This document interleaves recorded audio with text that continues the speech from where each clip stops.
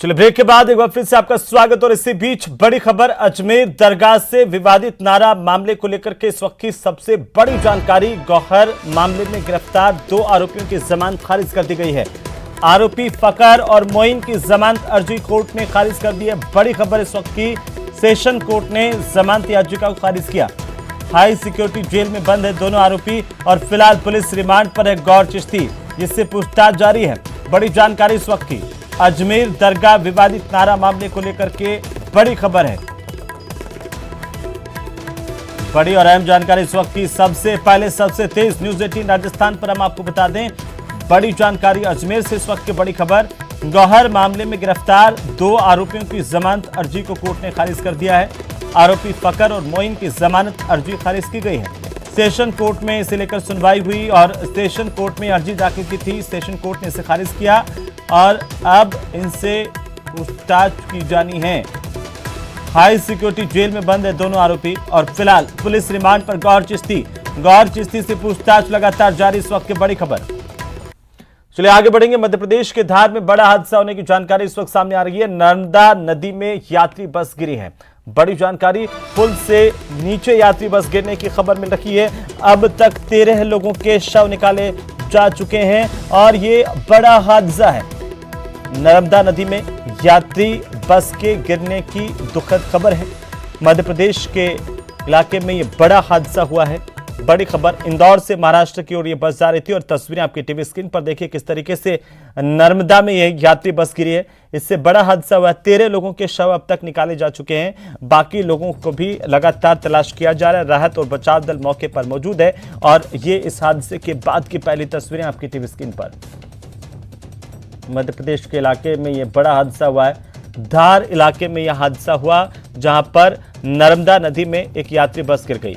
पुल से नीचे सीधे ये बस नदी में गिरी और इससे ये बड़ा हादसा हुआ है। मध्य प्रदेश के धार में बड़ा हादसा हुआ है। 13 लोगों के शव अब तक निकाले जा चुके हैं। 15 लोगों को बचाया गया। इंदौर से महाराष्ट्र की तरफ ये बस जा रही थी और ये जो तस्वीरों में आपको पुल दिखाई दे रहा है, इसी पुल से ये बस सीधे नीचे आ गिरी। दरअसल ये संतुलन बिगड़ा, तेज रफ्तार में बस थी, संतुलन नहीं रहा और इसके बाद सीधे पुलिया से ये जो बस है अब वो नीचे नदी में गिर गई और इससे यह हादसा हुआ है।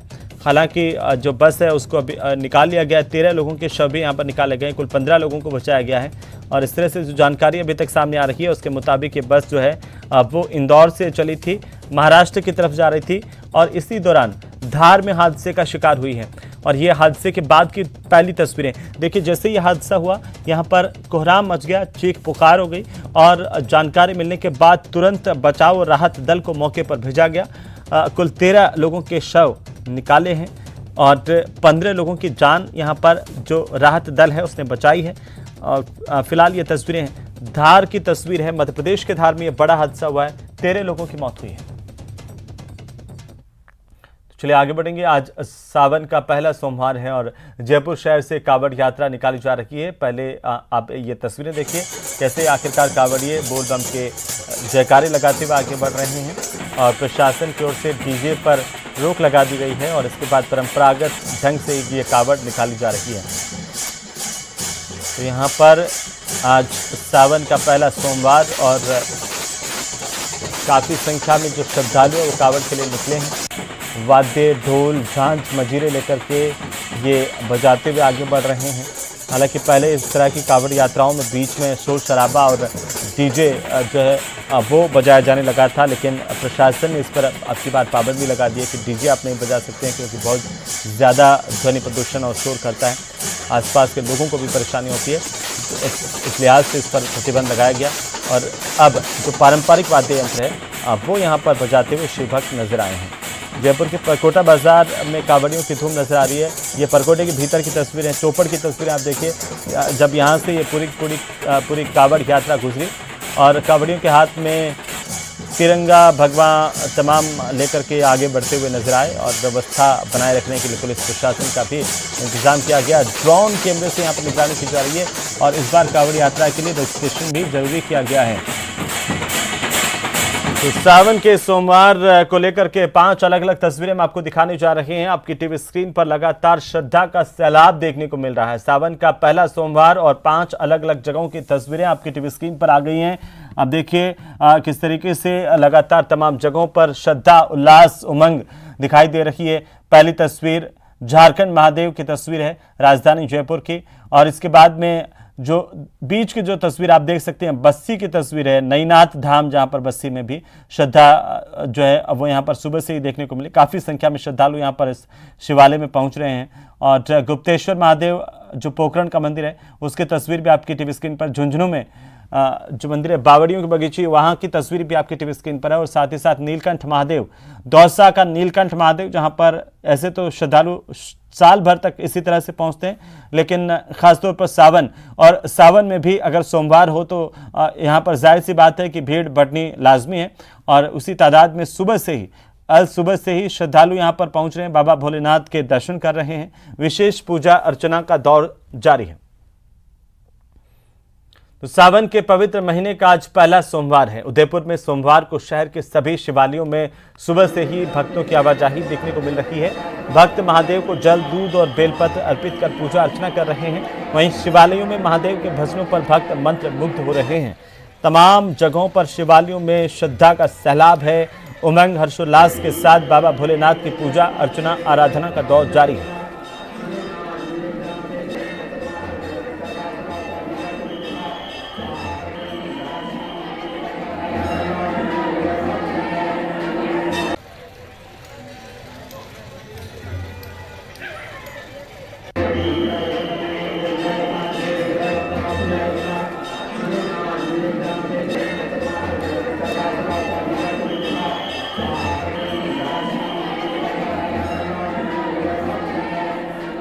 तो इस बार कोरोना के 2 साल बाद भक्त बिना किसी रोक टोक के पूरी शिद्दत के साथ और अपने तरीके से शिवालयों में जाकर के बाबा भोलेनाथ पर जलार्पण कर रहे हैं। शिव मंदिरों में काफ़ी सजावट भी की गई है और जयपुर के चांदनी चौक स्थित प्रतापेश्वर महादेव मंदिर में भक्तों का सैलाब आज उमड़ता हुआ दिखाई दिया।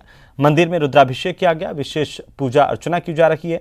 भगवान शिव की विशेष झांकी सजाई गई है, फूलों का श्रृंगार किया गया है और साथ ही साथ देवस्थान विभाग की तरफ से ये तमाम चीज़ें की गई हैं। प्रदेश के 44 शिव मंदिरों को चुना गया, जहां पर आज देवस्थान विभाग की ओर से रुद्राभिषेक करवाया जा रहा है। श्रावण के 4 सोमवारों को विद्वानों की मौजूदगी में शिव मंदिरों में अनुष्ठान होंगे। प्रदेश में शांति, खुशहाली, समृद्धि के बनाए रखने के लिए देवस्थान विभाग की ओर से कदम उठाया गया है। सावन का पहला सोमवार आज और वहीं प्रदेश के तमाम मंदिरों में शिव भक्तों का तांता लगा हुआ है, शिव भक्तों की कतारें उमड़ी हुई हैं। वहीं जयपुर के झारखंड महादेव मंदिर में इस वक्त मैं मौजूद हूँ, जहां आप देख सकते हैं कैसे भक्त जल शिवलिंग पर चढ़ा रहे हैं। लगातार यहाँ पर भीड़ हमें नजर आ रही है। मुख्य तौर पर महिलाएं आज यहाँ पर मौजूद है। आज पहले सोमवार का व्रत महिलाओं ने अपने पति की लंबी उम्र के लिए रखा है। वहीं आपको मंदिर की विशेषता मैं बता दूं, ये शिवलिंग जो है स्वयंभू शिवलिंग है। इस शिवलिंग को कोई स्थापित नहीं किया गया था, स्वयं यहाँ भगवान शिव प्रकट हुए थे।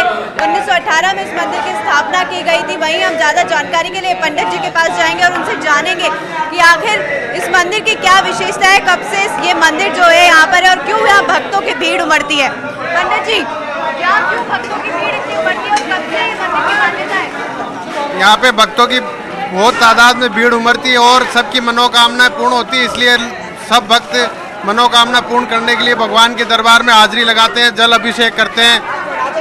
वहीं आज पूजन विधि क्या रखी गई है, कैसे क्या पूजन विधि है, कैसे भगवान शिव का अभिषेक किया जाएगा, क्या शुभ मुहूर्त है? शुभ मुहूर्त क्या है? शुभ मुहूर्त आज का 11:30 से 12:30 बताया ना, अभिजीत मुहूर्त है। क्या पूजन विधि रहेगी? रुद्राभिषेक किया जाता है, पंचामृत से स्नान कराया जाता है, गंगा जल से स्नान कराया जाता है। आपको दिल्ली लिए चलते हैं, जहां पर जगदीप धनखड़ क्या कुछ कह रहे हैं, सुन लेते हैं। कि लोकतंत्र के लिए ये एक मेजर माइलस्टोन मानता हूं कि साधारण किसान का बेटा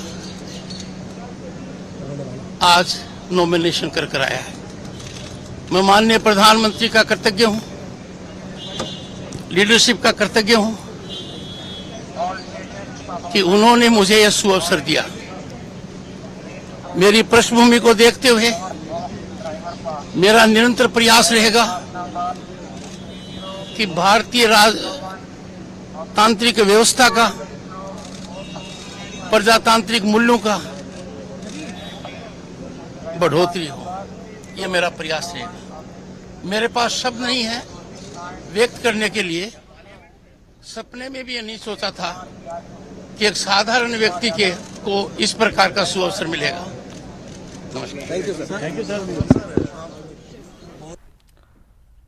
तो आप उपराष्ट्रपति पद के प्रत्याशी एनडीए के जगदीप धनखड़ को सुन रहे थे और नामांकन के बाद उन्होंने अपनी प्रतिक्रिया व्यक्त की और साथ ही साथ उन्होंने कहा है कि मैं प्रधानमंत्री का आभारी हूं और मैंने सपने में भी नहीं सोचा था कि इतने महत्वपूर्ण पद पर मैं पहुंचने वाला हूं। सभी का आभार उन्होंने व्यक्त किया। चलिए आगे बढ़ेंगे। आज सावन के पवित्र महीने का पहला सोमवार है और तमाम शिवालयों में भक्तों का तांता उमड़ रहा है। भगवान भोलेनाथ के जयकारों के साथ विशेष पूजा अर्चना का दौर जारी है। वहीं श्रीगंगानगर के प्राचीन शिवालय में भी आज सुबह से ही बाबा भोलेनाथ के भक्तों का तांता लगा हुआ है। श्रद्धालु सुबह से ही प्राचीन शिवालय पहुंच करके भगवान भोलेनाथ का जलाभिषेक यहां पर कर रहे हैं और दुग्धाभिषेक और विशेष पूजा अर्चना कर उन्हें प्रसन्न करने की कोशिश लगातार जारी है। श्रद्धालु अपनी मनोकामना यहां पर व्यक्त कर रहे हैं। भगवान भोलेनाथ से उसे पूरी करने की कामना कर रहे हैं। जयकारों के बीच श्रद्धालुओं से बात की है हमारी संवाददाता अशोक ने। सावन महीने का पहला सोमवार है और पहले सोमवार के दिन ही श्री गंगानगर के प्राचीन शिवालय में अल सुबह से ही श्रद्धालुओं का तांता लगा हुआ है और ये श्रद्धालु भगवान भोलेनाथ को दुग्धाभिषेक और जलाभिषेक कर खुश करने की कामना कर रहे हैं। अभी इस समय हम श्री गंगानगर के प्राचीन शिवालय में ही मौजूद है। हम आपको यहाँ पिक्चर्स दिखाएं तो देखिए श्रद्धालुओं का तांता लगा हुआ है। श्रद्धालु आज सावन के पहले सोमवार के दिन भगवान भोलेनाथ का दुग्धाभिषेक व जलाभिषेक कर अपनी मनोकामना पूर्ण करने की कामना कर रहे हैं और साथ ही साथ जो सावन के पवित्र महीना है और इस दिन आज के दिन सोमवार के दिन भगवान भोलेनाथ की पूजा अर्चना की जाती है तो हर संभव मनोकामना पूर्ण होती है। आप ये देखिए कि ये काफ़ी श्रद्धालुओं की भीड़ है और भीड़ होने की वजह से चूँकि आज सावन का पहला सोमवार है तो निश्चित तौर पर भीड़ होनी है। और इसके अलावा जिस तरह से आप देख पा रहे हैं कि पूरा का पूरा वातावरण श्रद्धा में डूबा हुआ है। श्रद्धालु है जो। तो चलिए इसी के साथ ही बुलेटिन फिलहाल इतना ही। नमस्कार।